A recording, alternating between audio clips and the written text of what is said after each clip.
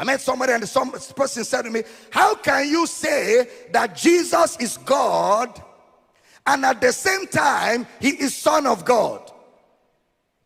I said, because God is almighty.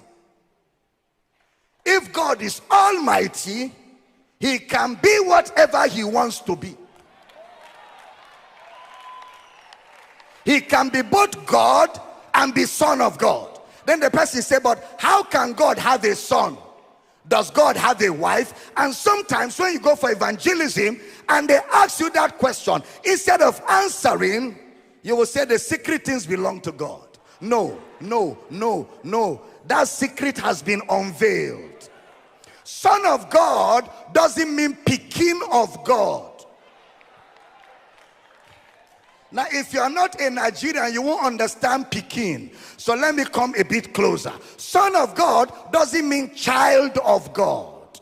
Son of God is Bible language, it's not English. Son of God is when divinity descends into humanity.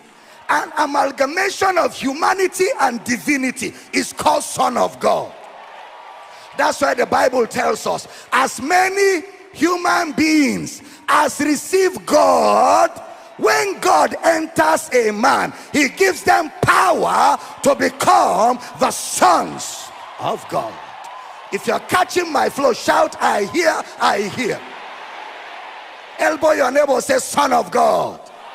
The Bible tells us in the book of Peter, we have become partakers of the divine nature, having escaped the corruption that is in the world through laws. 1 Peter 1:23, being born again, not of corruptible seed, but of incorruptible by the word of God. 1 John says, whatsoever is born of God.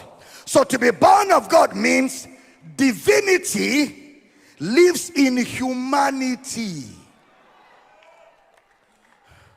Am I communicating at all?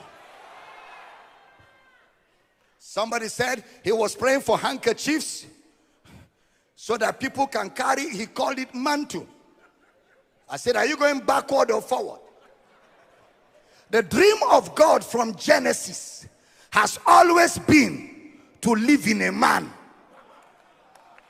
All God ever wanted was to live in a man, because God can do nothing on earth without a man. When he looked for men and nobody was available, he became a man.